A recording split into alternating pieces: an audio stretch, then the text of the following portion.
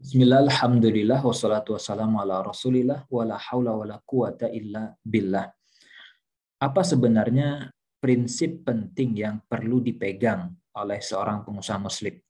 Baik, kalau kita mau catat, mungkin 3 yang perlu Anda ingat. Yang pertama bahwa prinsip kita dalam bisnis, dalam usaha, yaitu adalah halal first. Halal itu harus yang pertama. Jadi tidak boleh kemudian kita mendapatkan proyek, tawaran bisnis, sesuatu apapun itu, yang kita lihat adalah profitnya dulu. Walaupun kemudian itu bermasalah dari sisi kehalalan, kita bilang, ya oke, saya terima. Maka itu tidak mencerminkan seorang pengusaha muslim. Jadi pengusaha muslim itu, prioritas satu yang nggak bisa ditawar adalah halal. Halal atau tidak? Dilarang atau tidak? Kalau halal, saya ambil. Walaupun profit dikit.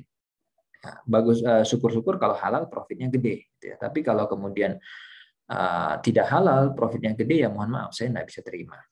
Itu prinsip satu. Kemudian prinsip dua yang harus dipegang oleh seorang pengusaha muslim adalah tujuannya harta adalah untuk ibadah. Jadi tujuannya harta adalah untuk ibadah. Makanya aneh kalau ada orang kemudian berusaha, punya harta, banyak bisnis dan seterusnya, tapi ternyata sholatnya bolong, dia nggak ibadah, kemudian dia auratnya nggak dia perhatikan, dia kemudian juga tidak jaga hak Allah, maka ini juga tidak mencerminkan bahwa dia seorang pengusaha muslim. Identitas dia sebagai muslim hilang.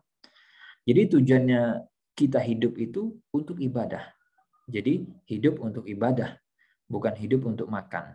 Ya, jadi kita cari makan, kita cari rezeki, ya sudah, itu hanya sebagai sarana saja, karena kita butuh sarana untuk kita dekat kepada Allah. Itu prinsip kedua.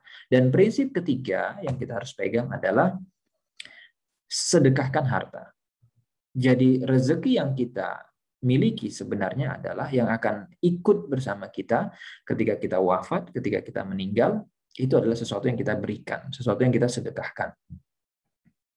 Sehingga bukan sekedar kita menambah aset, berlomba-lomba, cari kekayaan, untuk berbangga, beli barang mewah, dan seterusnya, tapi kemudian kita lupa bahwa itu akan kita tinggal. Bahwa itu tidak akan ikut bersama kita. Yang ikut ya yang kita masukkan ke dalam jalan Allah. Yang kita wakafkan, yang kita infakkan, yang kita sedekahkan. Nah, tolong dipegang. Ini 3 prinsip dasar yang kita tidak boleh lupa sebagai pengusaha muslim. Ilmunya sebagai pengusaha silakan miliki, tapi jangan kehilangan 3 identitas ini. Ya, 3 identitas yang mencerminkan bahwa Anda adalah pengusaha muslim. Seperti itu. Nah, semoga bermanfaat dan bisa dipahami.